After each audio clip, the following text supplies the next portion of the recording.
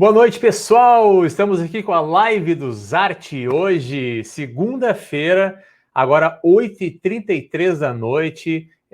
Hoje é um dia especial, uma live especial. Sei que hoje é um dia que tem live para tudo que é lado, sessão da Câmara acontecendo, mas nós não poderíamos deixar de perder a oportunidade de conversarmos com muito mais do que simplesmente uma mulher, uma vereadora, é uma grande amiga, que é a comandante Nádia.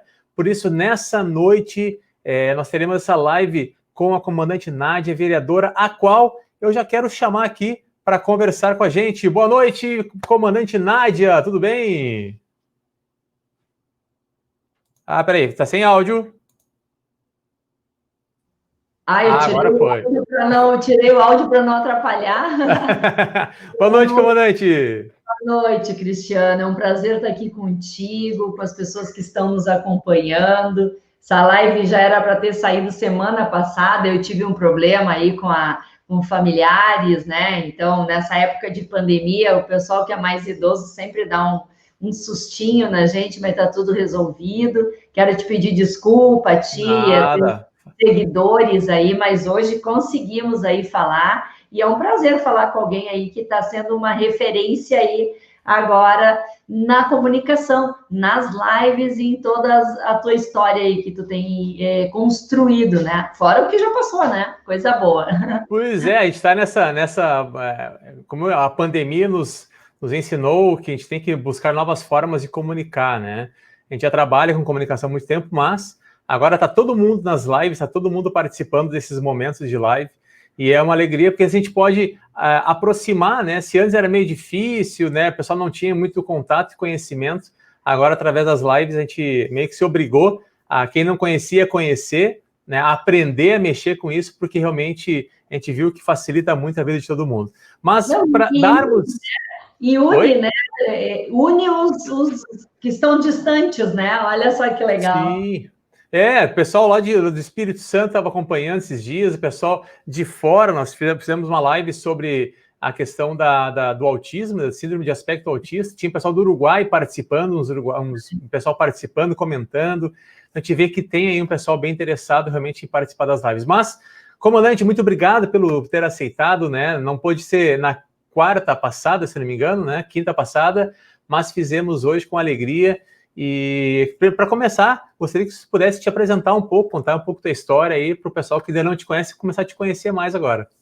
Pois eu sou tenente-coronel da Brigada Militar, né? Agora na reserva, pois fui eleita vereadora em 2016, né? Primeira vez que eu concorri por algum partido, nunca tinha imaginado concorrer, muito menos me filiar, mas tive a grata satisfação de quase 7.000 porto-alegrenses confiarem no nome da comandante Nádia e votarem em mim, e acabei sendo eleita, né, com a bandeira da segurança pública, a questão das mulheres, a questão da família e a questão do empreendedorismo. E aí, por esse motivo, acabei indo para a reserva remunerada, porque as Forças Armadas, assim como a Brigada Militar, quando um militar é eleito, ele automaticamente é convidado para ir para casa, né? Para ficar na reserva. É convidado a se retirar, aquela história, né? Convidado a se retirar. Eu sou filha de um sargento da Brigada Militar, de uma professora estadual, sou filha única. Iniciei a minha carreira como professora, fiz magistério, fiz curso de letras português na PUC, sou pós-graduada em psicologia escolar, em gestão pública também. E depois de ter agradado a mãe, né, como professora, eu fui agradar o pai. Eu brinco assim, né, em 88, fiz concurso para a Brigada Militar, e em 13 de fevereiro de 89 já ingressava nos portões. 89? Tinha 20 anos, olha aí, você passa os tempos. Com 20 anos já sabia o que queria, ingressei na Brigada Militar e tive uma carreira muito promissora, uma carreira muito legal. Fui a primeira mulher a comandar um batalhão de polícia militar no nosso estado em 2007. Isso me deixou muito orgulhosa, né? Claro, sabendo de toda a responsabilidade que eu teria, por conta de ser a primeira, mas deu tudo certo, a brigada acabou inovando, quebrando paradigmas e botando uma mulher a comandar um batalhão. Comandei no interior do estado, o 40º BPM, com sede em Estrela, mas com responsabilidade territorial por 11 municípios. Então, agora tu imagina, um município já é complicado, né? Agora 11 câmaras de vereadores, 11 comunidades, nada a ver uma com a outra, com necessidades diversas, inclusive com origem, né, colonização também diversa, alemã, italiana, portuguesa, enfim. Cada um com as suas particularidades, né? Bem complicado, mas ficamos ali 5 anos comandando o batalhão, foi um sucesso, né? E aí fui convidada em 2012 para comandar, repetir também o ineditismo de comandar um batalhão, só que aí na capital do nosso estado, aqui em Porto Alegre. E aí aceitei, né? Fomos comandar aí o 19º Batalhão, que é responsável por toda a zona leste aqui de Porto Alegre, e aí, para quem quer saber onde é a zona leste, ali no Campo da Tuca, Morro da Polícia, Morro da Cruz, na Conceição, na Cachorro Sentado, toda Bento, toda Ipiranga, Lomba do Pinheiro, com as suas várias vilas ali, a Mapa, Cafuncho, Quinta do Portal, enfim. E ali eu fiquei 3 anos, né, também. Na verdade, eu fiquei 8 anos, então, ininterruptos, comandando o batalhão, que é uma das parcelas mais desgastantes, porque tu, além de cuidar da parte administrativa, cuida da parte operacional, né? É a ligação mais perto das pessoas, da sociedade, de quem precisa, né? E a área ali do 19º Batalhão muito conflagrada de tráfico, de homicídios. Acabei perdendo 3 soldados ali em ocorrência, né? Foram mortos por criminosos, enfim. E em 2012 também eu tive o prazer de coordenar e implementar mesmo a Patrulha Maria da Penha aqui no nosso estado, que foi um sucesso, hoje é referência nacional. Recebemos um prêmio em Washington pelo Banco Interamericano de Desenvolvimento, por ser a Patrulha Maria da Penha uma ferramenta muito eficaz no combate à violência contra a mulher, na violência intrafamiliar mesmo. Sim. E aí, fomos diretora de Justiça do Estado, cuidamos a fase, as cases. É muito trabalho. Tem bastante coisa. Agora estamos aí, vereadora de Porto Alegre, para novamente disputar uma eleição no final agora em novembro, né? Aí que tá, mas já me disseram que tem até uma pré-candidatura aí a um cargo talvez um pouco mais acima aí. Como é que andam essas conversas aí? Estamos aí, né, meu amigo? Nós dois estamos aí pré-candidatos à prefeitura, mas vamos tocar, vamos lá. Que bacana, acho que as pessoas que nos escutam, né, nunca deixem de aceitar desafios. A minha vida sempre foi feita de desafios, os desafios chegavam. Eu acho que é importante a gente sair da zona de conforto e assumir outras culturas, sair da rotina e aceitar o que a vida nos apresenta para que a gente possa melhorar enquanto pessoa, enquanto profissional. Então, estamos aceitando aí o desafio, bora lá. E tá bacana, né? Assim, é bom que a gente faz essa experiência de se colocar à disposição da comunidade. O que eu tenho dito para algumas pessoas, alguns amigos que me comentam assim, pô, Zart, mas tu vai concorrer? Vou botar meu nome à disposição. Porque se a gente reclama, a gente também tem que estar no lugar para fazer a mudança. A gente tem que se colocar à disposição para a mudança acontecer. Reclamar simplesmente é muito fácil. Eu digo para você, é fácil reclamar. Esse dia eu fui dar uma entrevista na rádio e o entrevistador me perguntando um monte de coisa. Eu disse, olha, reclamar atrás de um microfone é muito fácil. Mas se colocar à disposição para fazer parte da mudança, para tentar mudar a realidade, realmente é um trabalho para gente que está aí há anos à frente, né? Eu fico imaginando o quanto de experiência rica que tu já adquiriu nessa constância de vida e que isso vai, com certeza, congregar muito para uma pré-candidatura à Prefeitura de Porto Alegre. É um trabalho que já vem sendo feito com excelência na Câmara de Vereadores. Eu me lembro que foi no início do ano, né, nós estivemos reunidos lá na Câmara de Vereadores de Porto Alegre, e eu me lembro que embaixo tinha ali uma série de uma apresentação de fotos, eu acho que era da Maria da Penha, se era da Patrulha, se eu não me engano, né? Isso. E eu vi que é um trabalho destacado, né? Porque é um trabalho diferenciado.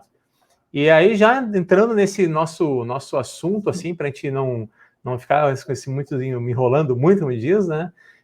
Gostaria que a comandante pudesse nos comentar um pouco sobre, primeiramente, a Lei Maria da Penha, uma lei que vem em auxílio, né, às mulheres em situação de vulnerabilidade, situação de risco, e também um projeto já dito aí que foi realmente um sucesso, que é essa patrulha, né, chamada Patrulha Maria da Penha.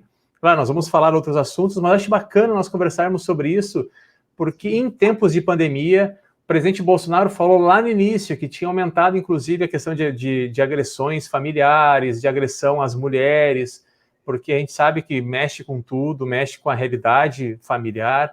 Então, a Maria da Penha é uma lei que veio em auxílio, né?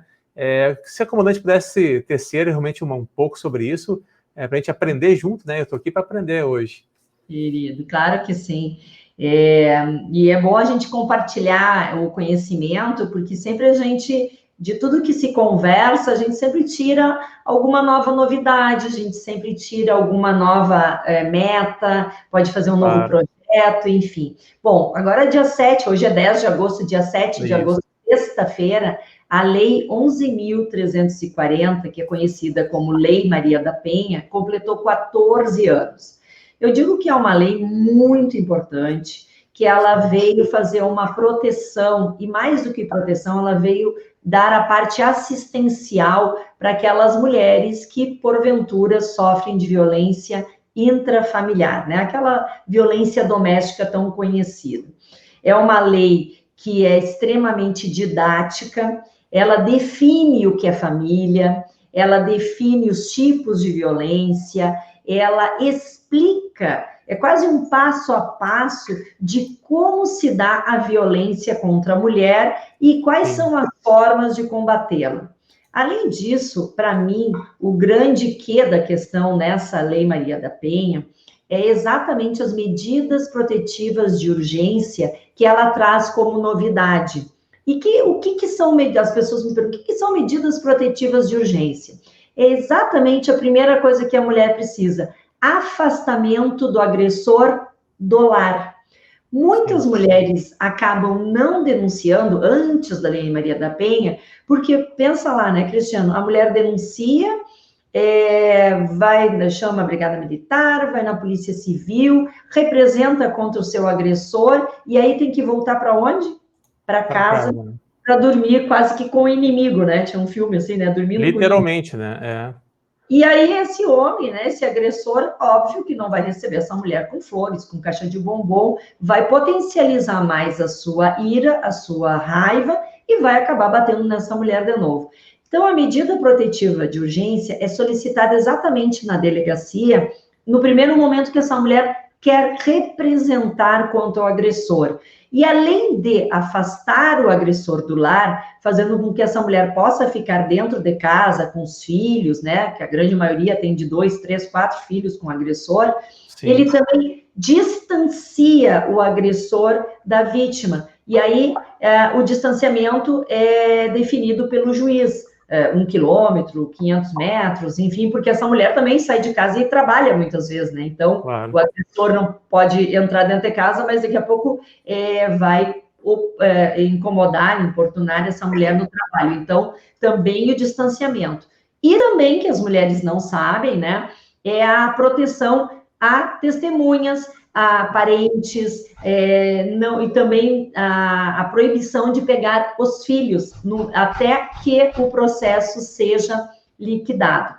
Então, assim, veio para fazer essa proteção, para encaminhar essas mulheres para assistência e para ser uma lei preventiva.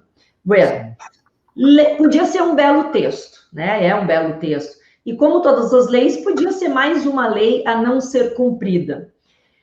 Eu comecei a observar, né, e a brigada começou a olhar, que essas mulheres que tinham medida protetiva de urgência, mesmo com todo esforço do Estado, né, Estado quo aqui, em fazer essa proteção, as mulheres ainda estavam morrendo com a medida protetiva na bolsa, no bolso. Sim.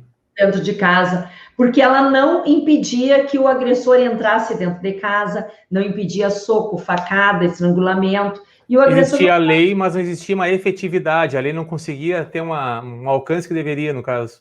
Perfeito. E aí nós fizemos o quê? Lançamos a Patrulha Maria da Penha, que ela veio fazer a efetivação da lei, fazendo a fiscalização entre a decisão judicial de João, tu te afasta da Maria, e Sim. o fiel cumprimento por parte do João.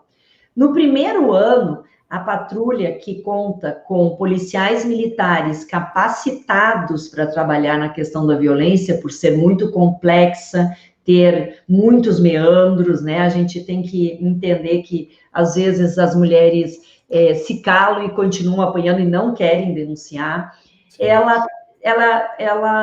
Eles trabalham em uma viatura que é identificada, a Patrulha Maria da Penha, e vão exatamente na casa da mulher para ver como está se dando essa questão do afastamento do agressor do lar. No primeiro ano que eu estava dizendo, 40 homens, 40 agressores foram presos por tentarem ir encontrar essa mulher que estava como vítima. E aí eles foram presos por crime de desobediência.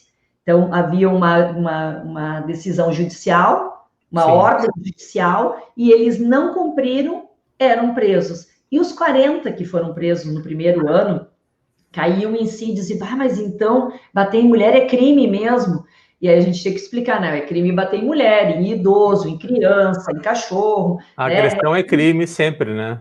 Exato. Então, foi uma ferramenta que efetivamente veio para fazer a efetividade. Até eu escrevi um livro, né? Aqui, não sei se Patrulha Maria da Penha, aí. Isso. Eu contando como tudo iniciou, né? Relatos das mulheres vítimas, as primeiras que foram atendidas, nossas protegidas, relato dos policiais militares que trabalhavam e trabalham até hoje nas patrulhas Maria da Penha, dizendo o quão importante era e ainda o é para o núcleo familiar. E tu sabe, Cristiano, que a Patrulha Maria da Penha trabalha com as mulheres que têm medida protetiva. Então, não é aquela que não tem, é só a que tem medida protetiva. Então, é um recorte, tá? E a partir do primeiro ano, aumentou em 53% o pedido de medida protetiva que elas não conheciam. E estavam, enfim, mais vulneráveis que as outras. E, além disso, a patrulha começou também, além de proteger a mulher, descortinar, e olha só que grave, né? Outros tipos de violência que dentro daquele lar aconteciam. Pedofilia, abuso sexual de menores, espancamento também de criança, adolescente, e por isso a patrulha trabalha em rede. O que significa isso? Trabalha com o Ministério Público, trabalha com o Judiciário, trabalha com o Conselho Tutelar, que tem um papel importante nessa proteção de crianças e adolescentes, e com todos os outros órgãos e entidades que venham a fortalecer a questão da não violência intrafamiliar. Achei bacana, interessante ver isso, porque assim, a gente percebe a abrangência de uma lei, que a gente acha que ela é limitada, e da importância, por exemplo, de uma patrulha, porque muitas vezes o gestor tem muito disso, né? A legislação ela é criada, o Brasil tem muita lei. Se nós conseguíssemos cumprir todas as leis que existem no Brasil, nós teríamos aqui acho que um século sem novas leis, porque é um absurdo de lei que o Brasil tem e não segue. Um questionamento que eu acho interessante e assim, uma curiosidade minha, comandante, a Patrulha Maria da Penha, ela é feita somente pela brigada ou ela é feita por um conjunto de forças, por exemplo, policiais, que podem atuar? Por que eu lhe pergunto isso? Há possibilidade dessa patrulha ser exercida, por exemplo, pela Guarda Municipal da cidade? Olha, ótima pergunta, viu, Cristiano? Ela é exercida pela Polícia Militar, tá? Por conta das atribuições constitucionais, né? Sim. Até da questão da proteção à vida, né? As guardas municipais podem e devem, olha aí, dando uma dica para o pré-candidato a prefeito, olha aí, podem e devem, olha o que eu vou dizer, devem ser qualificadas na questão da violência contra a mulher, certo? Me coloco à disposição de aí ensinar para o pessoal, viu? Quando for preciso. Ótimo. Por quê? Porque não pode, a gente não pode mais aceitar, e a Guarda Municipal teve também uma mudança de eles não só cuidarem a questão de prédios públicos, praças, mas usarem arma e também cuidarem a questão da vida. Não pode um guarda municipal estar em uma praça, né, cuidando o todo, e ver a metros dele um homem batendo numa mulher e não saber o que fazer, né? Nem chegar perto, porque qual é o encaminhamento que eu dou? É ou não é? Então, é importante que os guardas municipais também conheçam como é a questão da violência contra a mulher, quais são os encaminhamentos a serem dados, e pode acontecer, né? Eles estão ali numa questão de trabalho e acontecer uma questão de violência na sua frente, o que faz? Leva para onde? Por ser, né, como a 11.340 mudou a configuração do crime e tornou ele de maior potencial ofensivo, ele tem que obrigatoriamente ser registrado na delegacia de polícia. Antes da lei, ele era de menor potencial ofensivo. O que significa isso? Deixa eu dar um exemplo. É como se eu batesse no teu carro. Estou dirigindo, bati no teu carro. Sem lesão, sem nada, e aí eu te pago ali o carro, tá tudo bem. Registra pela internet, geralmente, né? Sim, e na questão da violência contra a mulher, era quase a mesma coisa. O homem batia na mulher e ia lá no juiz, pagava uma cesta básica, estava tudo tranquilinho. Com o advento da lei, porque o Brasil acabou sendo penalizado pela morosidade, pelo descaso com as questões das mulheres vítimas, a lei veio fazer com que o crime de bater em mulher se tornasse de maior potencial ofensivo, ou seja, não tem mais transação pecuniária, há a possibilidade da prisão em flagrante, enfim, várias outras coisas que vieram com a lei. Eu fui muito rápida ali na explicação da lei, mas muitas vezes vieram para facilitar e estimular que as mulheres pudessem denunciar. Que, de novo, a violência não é só contra a mulher, a gente vê crianças, adolescentes... abrange. Isso eu acho importante, porque assim, nós estamos aqui, por exemplo, na cidade de Osório, uma situação envolvendo a Guarda Municipal, que ela foi criada, mas não existe ainda a guarda, não existem policiais, os guardas municipais. Sim. Mas eu vejo da abrangência que isso pode alcançar, porque se a gente puder utilizar e trazer mais segurança às mulheres, a gente está falando agora de uma pandemia, mas a gente tem que falar daqui a pouco da pós-pandemia. Vai aumentar a insegurança, vai aumentar a violência domiciliar, e como a comandante colocou, não passa somente pela violência homem-mulher, passa pela violência envolvendo crianças, envolvendo idosos, né? Toda uma gama de situações que pode acontecer, e às vezes sabemos que o policial militar, o braço é curto. A gente fala, aqui nós temos acho que em todo estado, né, comandante, uma dificuldade de ter um alcance geral pela Brigada Militar, pela falta de efetivo, né? Tem muita gente se aposentando, tem muitos policiais se aposentando agora, as turmas estão sendo renovadas. Então, às vezes, a Guarda Municipal, como um auxiliar, né? Porque a Força Militar, a Polícia Militar, é um auxiliar também das Forças Armadas. Então, a gente poderia, talvez, colocar para esse lado. Eu acho que teria essa possibilidade. Em Imbé, por exemplo, Imbé, agora a Guarda Municipal de Imbé já anda armada. E esses dias eu vi que eles aprenderam traficantes, teve várias situações que eles evitaram, inclusive de homicídios. Então, eles podem trabalhar com isso, né? Tem Patrulha Maria da Penha em Tramandaí, viu? Eu fui em Tramandaí? Tramandaí tem Patrulha Maria da Penha. A Luciana é a coordenadora da patrulha ali em Tramandaí, e nada obsta, né? A tua pergunta de que a Guarda Municipal possa ser treinada e auxilie também na questão das... E a gente vê muitos casos, viu, Cristiano, de que o agressor... não consegue agredir a mulher, mas mata o pai da mulher, mata o sogro, né? Então, vai além da mulher, não é uma coisa de mimimi, de mulherzinha. A própria comunidade fica apreensiva quando esse homem agressor chega em casa, os vizinhos são testemunhas auditivas, visuais, né? Olham o quanto ele é agressivo, aquele que sai na rua, o que é? Aqui é minha mulher, não sei o que. Então, os vizinhos também se sentem desprotegidos, porque não sabe se daqui a pouco esse homem não enlouquece, bate na mulher e sai batendo em todo mundo, né? Então, a patrulha faz esse policiamento comunitário, chega ali, protege aquela casa daquela mulher que é vítima, mas acaba protegendo todo o entorno, de uma certa forma, dando uma segurança maior para todos. E o agressor, sem dúvida nenhuma, recebe o recado bem claro e direto. Tu chegar aqui, tu vai preso, ponto, não tem conversa. Então, sabe que eu conversando com o Tenente Coronel Zucco sobre aquela questão das escolas cívico-militares, que é uma bandeira que eu sonho em ter, a escola cívico-militar aqui no litoral, em todas as cidades. E assim, conversando, o que acontece? A escola cívico-militar com os policiais, com os guardas municipais, com os policiais, que é o convênio que existe hoje em dia aí, ele possibilita...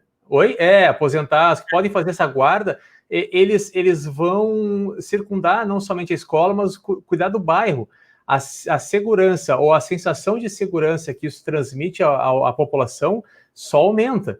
Se nós vivemos nas últimas décadas uma sensação de insegurança em relação à criminalidade cada vez mais preponderante, hoje nós temos o inverso, né?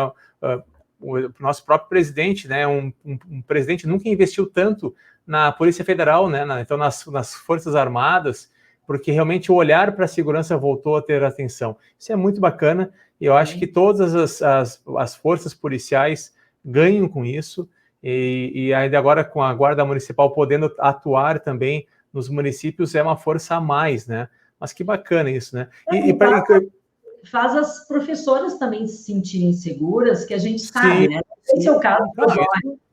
Porto Alegre tem muitos casos de professoras que apanham em sala de aula dos adolescentes, os marmanjos, que ficam bravos porque tiraram nota baixa, ou que respondem para a professora, riscam o carro de professora, as professoras acabam apanhando em sala de aula, às vezes até dos pais que, descontentes com alguma nota do filho, ou alguma repreensão que a professora deu em sala de aula, vão lá tirar as caras. Então, assim, a escola cívico-militar é o sonho, eu acho, de todas as boas comunidades, de ter uma escola que realmente esteja voltada para os costumes que estão tão esquecidos, né? Para os valores, para o respeito com os nossos maiores símbolos da pátria, o nosso presidente, a nossa bandeira nacional, o nosso hino. Não faz mal a ninguém, e antes mesmo pelo contrário, forja com muita galhardia o novo cidadão que vai ser em Osório, sei lá, ou em Porto Alegre, prefeito, presidente, governador do nosso país, nosso estado. Isso é importante, viu? Eu sou fãzona da Escola Cívico-Militar. Acho que tem uma filha, não é? Que está na escola militar, não tem? Eu tenho 2 meninos no colégio militar. Aí, ó. Que bacana isso, né? São 3 filhos homens, um horror. Só. 3 filhos homens? Eu estou tentando fazer um quartel aqui em casa, já que eu não estou... Para ter o controle total, né? Comandante já tem aí, ó. É que pior que aqueles que mandam, não adianta, né? Tem filho, Cristiano? Tem a Joana, né, que também, ela é mandona igual a mãe em casa, então eu tô rolado, né? Tem as duas mandando em mim, né? E tem mais 2 filhos, aí o Davi, de 18, meu enteado, e o Pedro, de 7 anos. Então, beleza, né? Coisa boa. Então, assim, inclusive mandar um abraço para todos os pais que estão nos vendo, né? Ontem foi dia dos pais, né? Feliz dia dos pais a todos os papais, né? Todos os pães, como também tem pessoal falando aí, né? Mas todos os pais aí que criam seus filhos de verdade, que honram, né? Não somente colocam no mundo, mas criam os filhos também com todo o amor e carinho. Comandante, uma coisa, até o pessoal comentou muito, né? A questão que às vezes parece que é uma pauta meio esquerdista falar sobre isso, mas um dos assuntos que nós comentamos em falar era sobre o lugar da mulher. E nada mais interessante e honroso perguntar para uma mulher, primeiro, qual é o lugar da mulher? Nós sabemos que o lugar da mulher é onde ela quiser, mas uma mulher que trabalhou, que passou por muita coisa, eu tenho certeza que passou por muitas situações, pode contribuir muito com as mulheres, que às vezes acham que o lugar dela é simplesmente ficando em casa, ou naquela questão, não que isso vá desmerecer a mulher, né?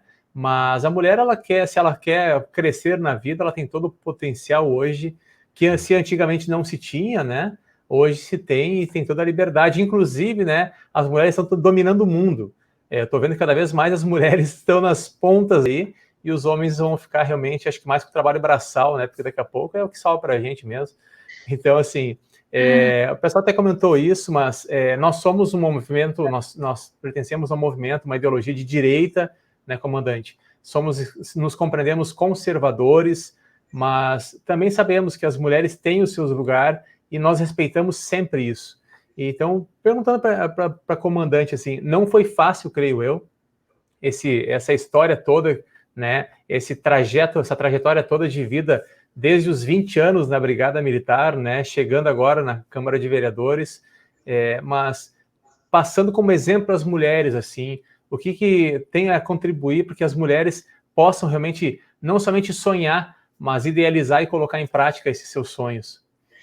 Primeiro, tu sabe que isso eu escutei bastante também, né? Que a questão da violência contra a mulher, que a questão de mulher, o lugar de mulher é onde ela quiser, na questão de fortalecimento ou empoderamento da mulher era uma coisa de esquerda. Na verdade, por muitos anos, a esquerda tomou essas pautas como se fossem delas, roubaram ali, né? Não, isso é pauta nossa, não é de mais ninguém.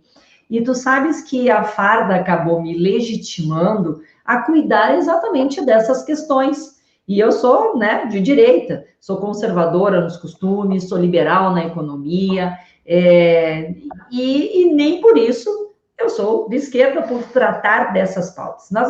Essas pautas que a esquerda, né, erroneamente, e as pessoas acreditaram ao longo do tempo que eram delas, foram surrupiadas pela esquerda e que agora nós estamos retomando, porque elas sempre foram pautas de quem quer que seja pessoas do bem, que não querem a violência contra idoso, não quer a violência contra a mulher, não quer contra a pessoa com deficiência, enfim. E a esquerda agora está perdendo. O tapete já não está mais com eles, nós já tiramos isso. Falar que, com certeza, estar em ambientes que preponderantemente eram masculinos não é uma coisa tão fácil, né? Toda mudança de paradigma, toda mudança de cultura traz alguns problemas, né? Alguns entraves, mas que ao longo do tempo vão se dirimindo.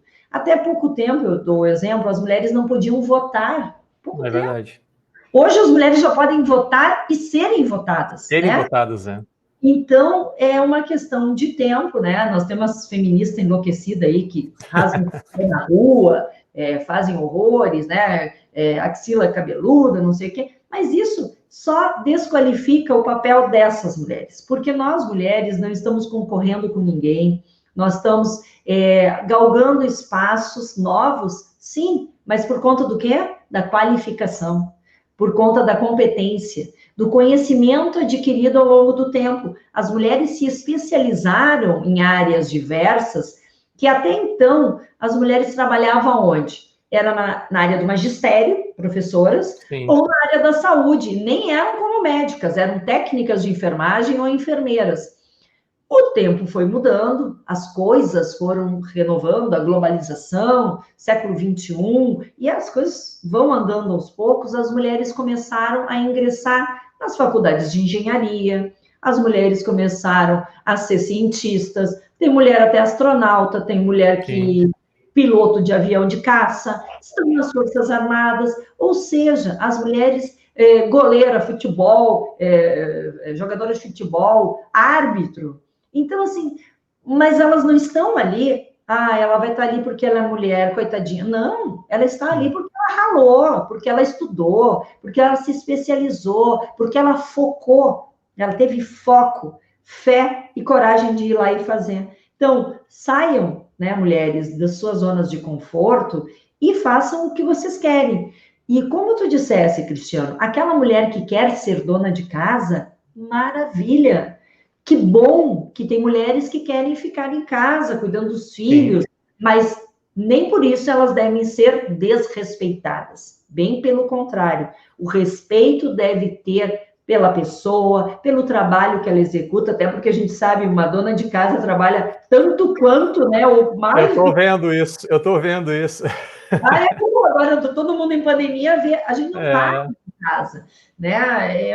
Tu arruma e parece que não está arrumado. É como se tu empilhasse uma pilha de caixas, virasse as costas, tinha que empilhar tudo de novo. E é um retrabalho, né? Então, esses lugares de mulher, aonde a mulher quer estar, tem que ser algo que vem dela. Não é para estar ali. Eu não sou vereadora, e até vou dizer, eu sou contra 30% de mulheres das concorrendo, cotas. porque é péssima essas cotas, né? Não qualifica em nada as mulheres, bem antes pelo contrário, o partido, digamos, que não tenha 30% de mulheres, a cada uma mulher são 2 homens que concorrem, ou seja, tem que deixar de alguns homens concorrer porque não conseguiram a mulher, ou pior, colocam laranja. Então, Sabe que até a curiosidade, né? No nosso partido, desculpa te interromper, o nosso partido é um partido pequeno, nós começamos com o PRTB, mandar um abraço ao Coronel Dangui, Coronel Iqueda, mandar um abraço para todo o pessoal que tem participado com a gente do partido.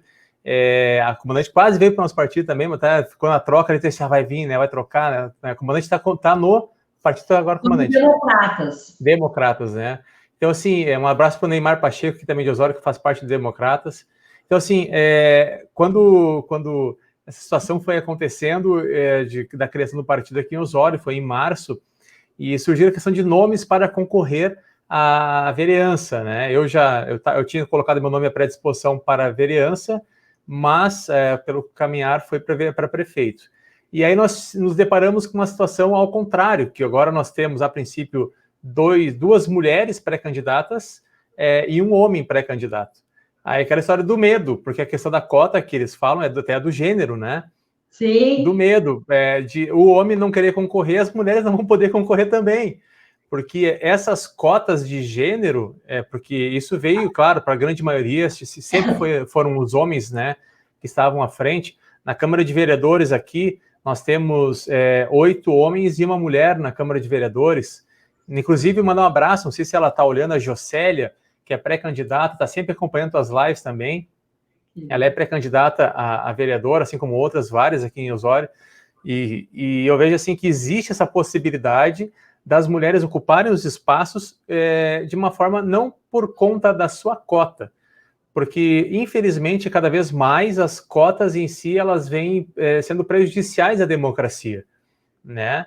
Porque se a gente vai ver as cotas raciais, as cotas a cota de pobreza, daqui a pouco vão criar aí a cota LGBT, a cota, então assim, e aí daqui a pouco vai ter que ter cota para branco, cota para isso, para aquilo, porque nós chegamos a uma aquela questão da política dos bons modos, né, o politicamente correto, isso atrapalha muito, né, porque tira a meritocracia.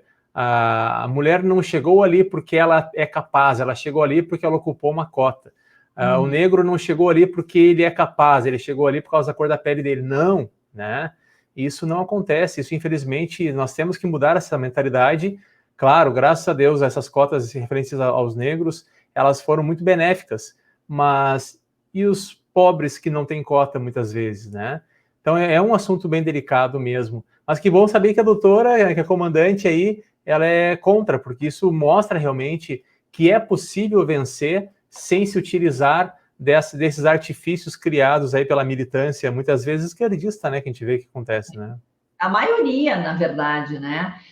Quando eu fiz o meu primeiro discurso na Câmara de Vereadores e me elegi com quase 7 mil votos, eu falei assim, vocês não pensem que eu sou 30%, eu não sou cota. Não subestimem a minha inteligência. Eu cheguei aqui pela minha capacidade, pelo conhecimento e pela confiança que os porto-alegrenses tiveram no meu nome. E falando politicamente correto, aqui a gente fala de tudo um pouco, né? Nossa. Aqui é um bate-papo.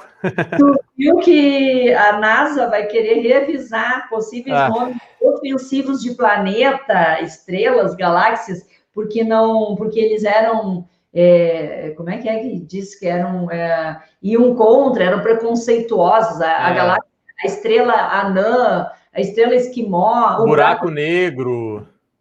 Gente, isso aí é aquele pensamento repressivo da esquerda, isso é importante a gente falar, sim, que tem a necessidade de forçar essas pautas para criar uma sociedade exatamente que se oponha à natureza humana.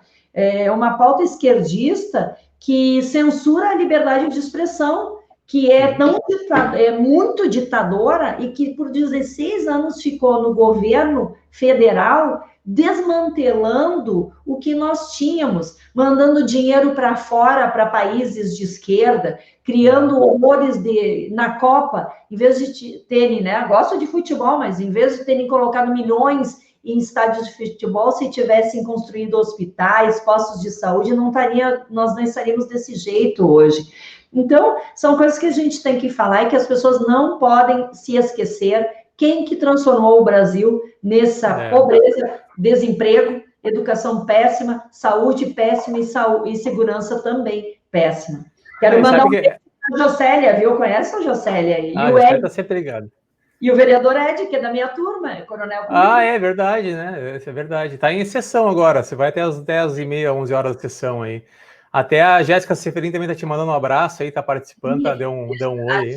A Jéssica é a presidente nacional da Juventude. E eu sou a presidente estadual dos Mulheres de Direita. Estou procurando uma mulher de direita aí para fazer um movimento municipal, viu? Aí depois tu me diz. Aí, ó. Vamos levantar essa bandeira aí, né?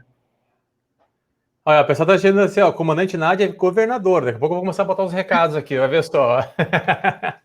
Mas olha só que isso é interessante assim a gente ver, né? Até vou mandar, eu vou postar aqui a Solange, que é a doutora Solange, estive em reunião com ela agora à tarde, falando da questão das armas, né? Sobre o porte de armas também para advogados. E ela é uma das que está à frente desse movimento, desse momento de buscar ela vai colocar até equidade entre magistrados, procuradores e advogados, né? Então, assim, a gente vê que ela é uma mulher, não é um homem que está bem dizer encabeçando, mas porque ela é uma arma, pessoal, uma arma, a mulher não gosta de arma. Bom, o comandante Nádia atira de fuzil aí há muito tempo, né, comandante? Não, e dizer para a doutora Solange que eu sou mega parceira, concordo, temos que ter, na verdade, nós temos que ter hoje a população que estiver kits, né, com os pré-requisitos necessários para ter sua arma, passe pelos exames, não conste nenhuma ficha corrida aí, tá tudo bem, tem que ter a sua arma, isso é um direito fundamental, natural da pessoa, de se proteger a si, a sua família, a sua propriedade, e isso significa que nós estamos tirando o dever do Estado de fazer a proteção das pessoas, não. Estamos aumentando que a pessoa física possa também se proteger, porque, Cristiano, por melhor que seja a nossa polícia militar, por melhor que seja a polícia civil, as polícias não estão onipresentes em todos os lugares. Sim, não tem como, né? O braço é curto, como eu digo, né? Não tem? Então, imagina, você está dentro da sua casa, né? E um criminoso invade a sua casa. O que tu vai fazer? Com filho, com adolescente?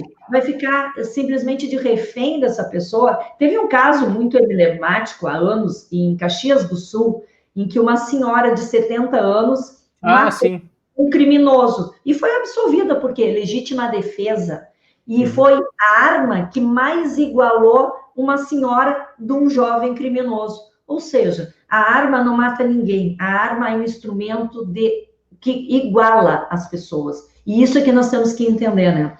Até porque quem quer matar, vamos lá, né? Quem quer matar, mata com qualquer coisa. Mata com pedra, com pedrada, com o espeto, que eu já vi. Nosso presidente quase morreu com uma facada. Uma faca. Então, assim, o instinto de matar está com a pessoa, não está com o instrumento. O instrumento iguala, e é isso que a gente fala. Eu sou favorável ao porte de arma, coisa que o tão dito democrático Lula, né?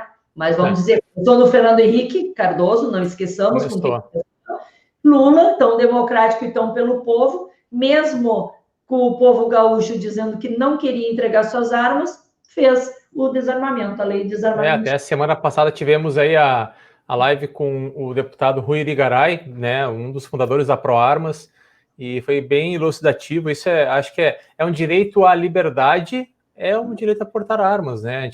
O Estatuto do Desarmamento veio para saber o que a população queria. A população disse o que queria. Aí o governo, não é o que nós queremos, então nós não vamos ouvir a população. Tem que acabar, né? Ainda bem que nós temos um presidente que está assim, está focado nisso, permitiu já a liberação de calibres e de armas que não eram permitidas, né? E vamos falar aqui, por exemplo, do Rio Grande do Sul, onde é o estado com maior índice de registros de armas, né? De aquisição de armas, portanto. Então, a gente vê que a segurança está aumentando. Se nós temos uma crise na Brigada Militar, né? E nós temos uma crise, infelizmente, porque o Estado está em crise há décadas, né? Infelizmente, os governos anteriores aí ao Sartori, e inclusive o governo Sartori, não conseguiu resolver. E o vereador Ed, inclusive, ele tinha o projeto de trazer a escola Tiradentes aqui para Osório, que é uma escola de gestão totalmente da Brigada Militar.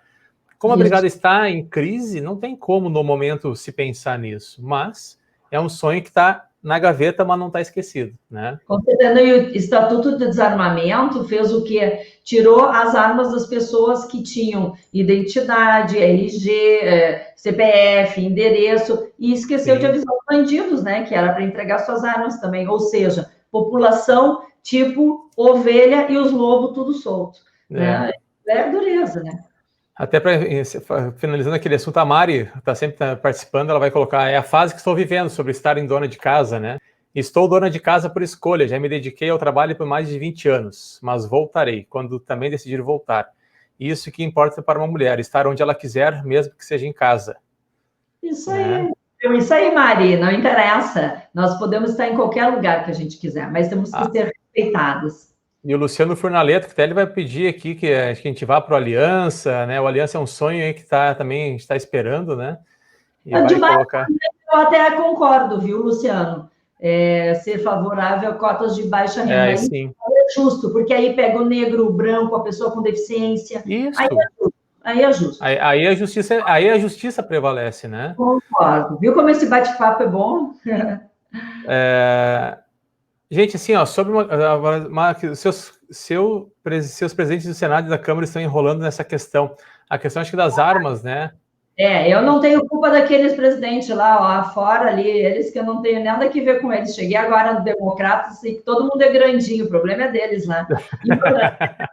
Quem não tem problema no seu partido? Nem fala. Mas, comandante, a gente está com 47 minutos de live, a gente vai falando, a gente vai a noite inteira aqui, né? É bom de papo, né? E assim, dando sequência, assim, um assunto sobre a pandemia. Hoje nós tivemos o resultado dos recursos, então, né, dessas sugestões de alteração de cor de bandeira. O litoral ficou uma semana na bandeira laranja, voltou para a bandeira vermelha. Tivemos o caso envolvendo Porto Alegre, onde o prefeito Marquesano, numa medida absurda e totalmente, né, fora da casinha, resolveu abrir o comércio de sexta, sábado e domingo para vender para o Dia dos Pais, sem pensar se o comerciante ia querer fazer isso, porque está sem funcionário, sem estoque, sem loja aberta, né? Como é que está sendo a vivência e quais são os prognósticos, né, que tu tens observado assim, em relação à pandemia que estamos vivendo, né? Até tem que cuidar da palavra, porque esse vídeo vai para o YouTube e eles estão proibindo falar palavras aí meio estranhas, né? A gente tem que estar cuidando sempre, né? É um absurdo, né? A tal da censura aí, né? Mas... Sim. E falando nisso também, tivemos o toque de recolher em Pelotas também, esse final de semana, outra medida absurda. Então, quer dizer, em Porto Alegre libera tudo, em Pelotas fecha tudo, nós no meio termo aqui, movimento de verão aqui na praia, um absurdo isso, movimento de carros na estrada cada vez maior, e a bandeira continua vermelha agora, né? Como é que você está vendo isso aí? Eu trago Cervantes para conversar conosco. Cervantes já dizia, a cura não pode ser pior que a doença. É verdade. E nós estamos vendo que a cura está sendo pior que a doença. Por quê? Para resolver uma crise da pandemia de saúde, estão criando outra crise, que é a crise econômica. Alguns gestores, e eu digo que querem... Alguns gestores, parte da mídia, da imprensa, querem disseminar o pânico e fazer com que esse pânico vire uma agenda política. Sim. Porque a essas alturas não tem ninguém aqui, Cristiano, que duvide que a crise da saúde já passou pelo seu alcance para uma crise econômica. Pela sua extensão, ela já se tornou uma crise social também. porque as pessoas perderam seus empregos. As pessoas fecharam, pequenas e médias empresas fecharam sem voltar mais. E eu queira Deus que não vire uma crise de segurança, assim como em outros países já houveram saques, mortes, crimes que aumentaram por conta da falta do trabalho, da renda e, consequentemente, do sustento das pessoas. Falta comida em casa. É óbvio. O filho está morrendo de fome, está precisando de um remédio, né? Fica muito simplório a gente dizer que estão entregando cestas básicas. As pessoas precisam pagar seus aluguéis, elas precisam pagar luz, água, comprar remédios de uso continuado. Então, assim, me parece que houve um erro drástico quando em março e abril se fechou tudo, tentando achatar a curva para um período que é agora, que já é um período de graves doenças respiratórias. Em que nós já tivemos todos os hospitais há anos atrás com as UTIs lotadas. Sem aumentar o número de leitos, é óbvio que os hospitais iriam inchar, como sempre aconteceu. Só que essa pandemia, olha só, todos os anos abram, vocês que estão nos ouvindo aí, abram jornais, vejam, procurem no Google, 2019, 2018, nesse período, reportagens, UTIs lotadas. 2016, 2015, é sempre assim, há décadas. Isso. Só que agora, com a pandemia, o que está acontecendo? A lotação das UTIs aqui, dos leitos aqui de Porto Alegre, está 81%, ou seja... O que aconteceu? As pessoas não adoeceram mais. Não, as pessoas estão morrendo em casa. Porque as notícias só dizem que morreu de Covid. Ninguém mais morre de AVC, ninguém mais morre de acidente. Isso aí simplesmente está indo para baixo do tapete. E o registro civil brasileiro do Rio Grande do Sul, se vocês pegarem lá, vão ver que nesse mesmo período, o ano passado, morreu muito mais gente. Ou seja... estão fazendo da pandemia um terrorismo para uma agenda política nojenta. Não pode. Sabe um exemplo, só comandante? Hoje foi aprovado na França o aborto até o 9º mês de gravidez. Imagina, então, assim, a agenda política que está por detrás dessa pandemia, ela supera qualquer expectativa, porque então é uma agenda da morte, né? Vamos mais. No Senado foi aprovado o não ter que revalidar agora a questão dos médicos. Gente, sabe, o Simers e o Cremers estão apavorados. Ou seja, pode vir médico de qualquer jeito que não precisa revalidação. Da onde isso? Então, assim, está passando por baixo do pano alguns projetos de lei, algumas coisas que não estão bem entendidas, porque as pessoas só estão pensando em pandemia, sem ver que nossas liberdades estão sendo tiradas, nós não podemos mais ir e vir. Aqui em Porto Alegre, os telefones celulares estão sendo monitorados para ver se estão dentro de casa ou não. Gente, o que é isso? Absurdo. Aqui em Porto Alegre não pode mais estacionar na área azul, porque é proibido, tu vai ser multado. O TRI, que é o cartão onde o empregador bota dinheiro ali, não pode ser usado, a não ser que seja autorizado. Então, assim, liberdades sendo cerceadas, que nós estamos perdendo a nossa democracia. Querem transformar o Brasil, Rio Grande do Sul, Porto Alegre e Osório, não sei como é que tá, mas aqui, em uma Cuba, uma Venezuela, onde as Pelotas, o que é aquele absurdo. Absurdo, né? Tanto que o judiciário, né, cancelou, não, o ir e vir pode sim, e no carro, as pessoas podem caminhar na rua. Então, as pessoas têm que parar e pensar o que tem por detrás. Não é tão simples. Com isso, gente, quem está nos ouvindo aí, não pensem que eu estou desdenhando a doença. Não, eu sou pela vida.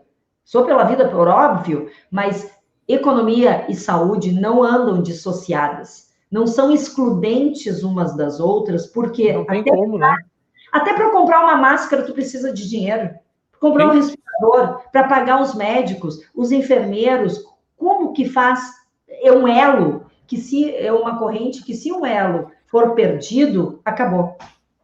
Não, e vê que assim, né, para ver como é interessante, porque aquela história do fique em casa, né, aquela história do fique, né, se mantenha seguro na sua casa, os governos falaram em março e abril, né, não sei o porquê, talvez era realmente para liberar geral aí, né, tivemos casos bem graves de superfaturamento, de compra, além da questão de valores superfaturados, de situações estranhas, vamos colocar assim, dentro desses, né, compras de respiradores em lojas de vinhos, lá em Manaus, acho que foi. Então, a gente vê os absurdos que foram realizados, né?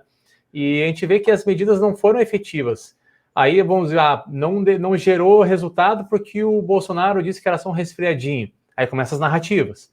Sim. Não, gente, nós temos que cuidar das narrativas que são vendidas pela grande mídia. Ele não falou que era só um resfriadinho o coronavírus, ele falou que para pessoas, né, comandante, com um histórico de atleta, que tivesse talvez uma vivência esportiva igual a dele, talvez fosse só um resfriadinho. Eles pegam um pedacinho da frase e transformam isso num caldeirão. Agora ele falou das 100 mil mortes. A vida que segue. Não, ele não falou isso. Ele falou, olha, nos sensibilizamos pelas mortes, né, nos solidarizamos com as vítimas, com as famílias, mas a vida segue, nós precisamos retomar e tal. Então, essa narrativa, a gente vê que é tão pérfida, ela é tão demoníaca, né? A gente pode até falar isso, porque realmente é um absurdo o que estão fazendo. E, enquanto isso, quem está trabalhando, quem está na iniciativa pública, né, no trabalho público, está tranquilo com o seu salário. Sim. Mas estava tranquilo em março e abril, aí começa a diminuir a arrecadação, aí não tem mais dinheiro para entrando em caixa, o caixa começa a ficar mais curto.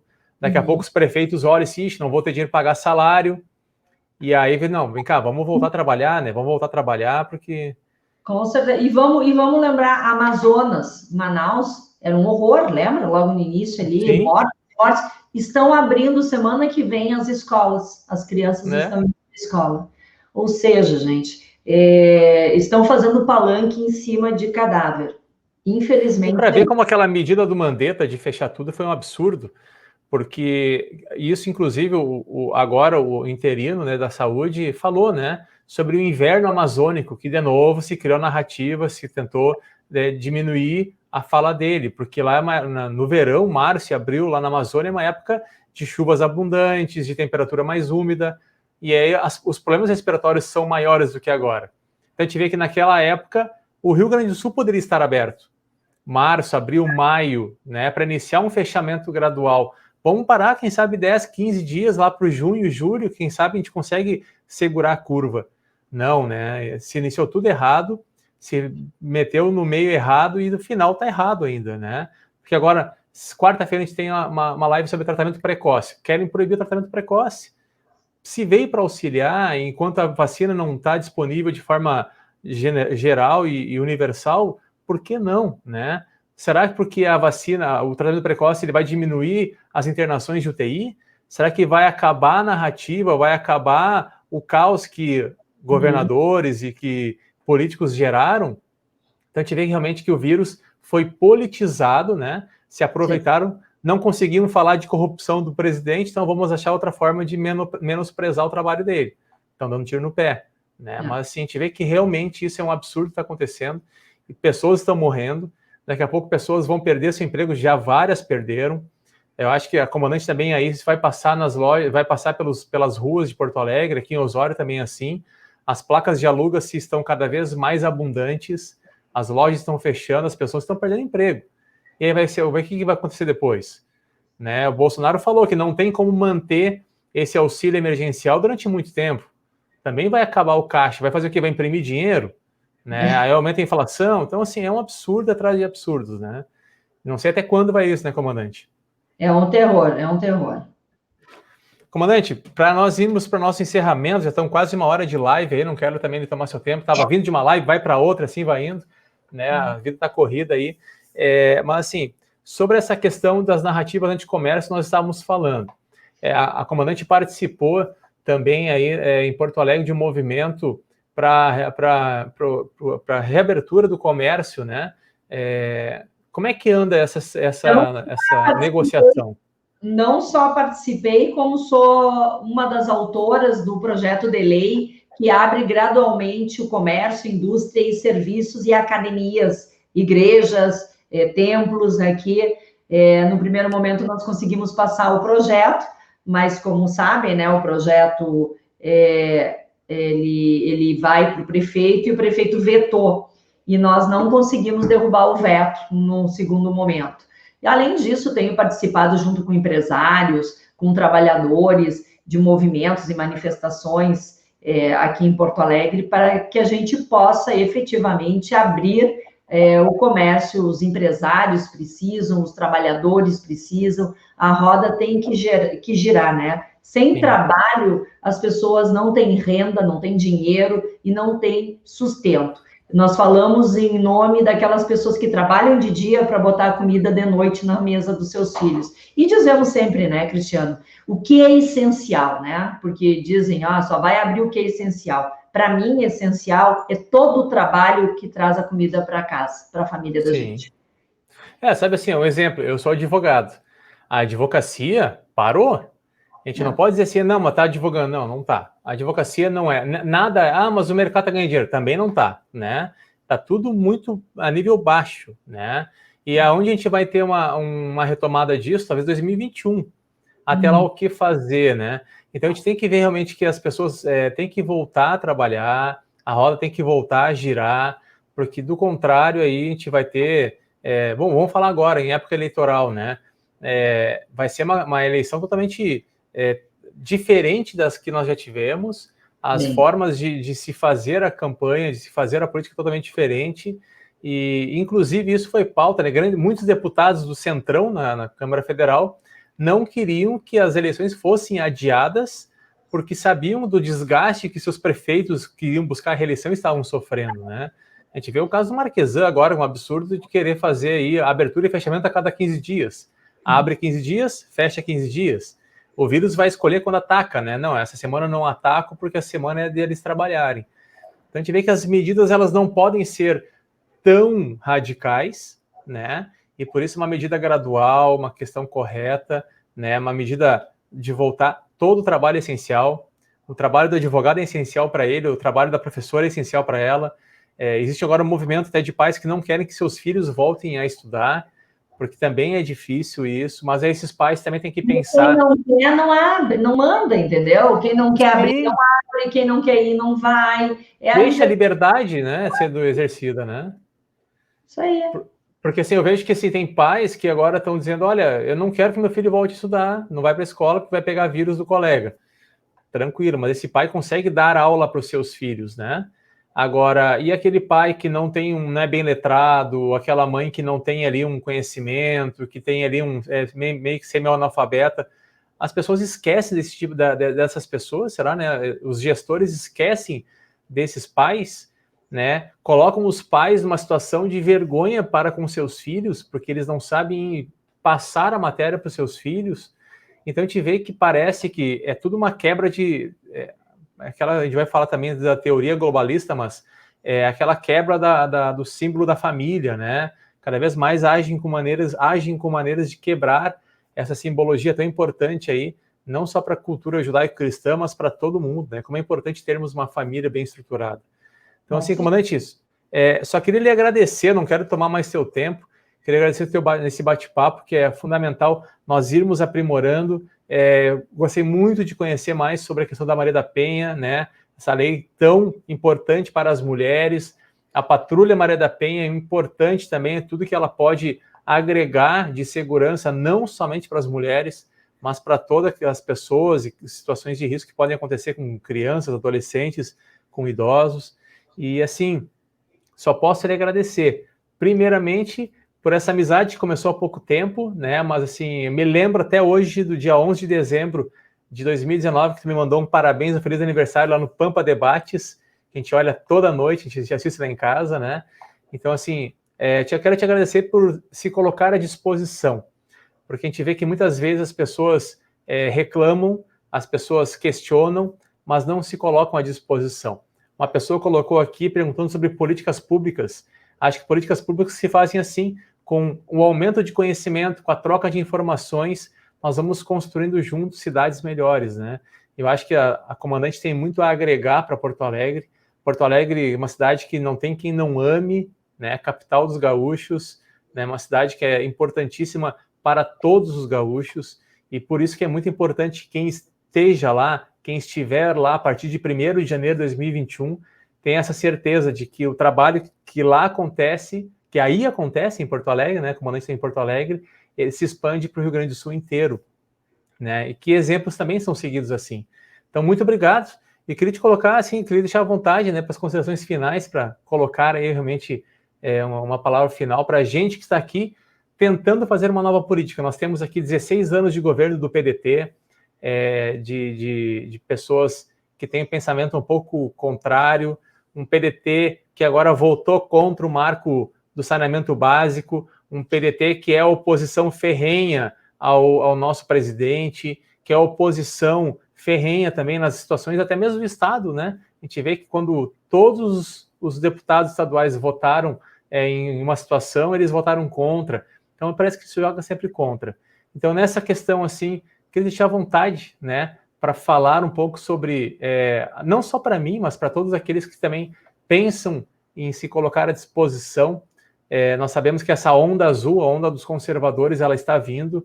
Aproveitadores vão vir junto, como vieram na época do Bolsonaro, em 2018, e a gente tem que estar bem centrado e bem cercado de pessoas como a comandante aí, que está aí para nos ajudar. Eu só posso agradecer por isso. Então, palavra final com o comandante.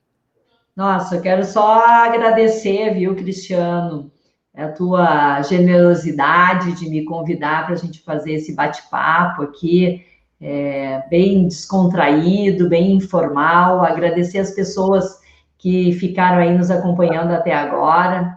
Eu estou com 4 lá, já, assim, ó, já me espiaram aqui, que querem jantar. Tem 4 aqui em casa, já me espiaram.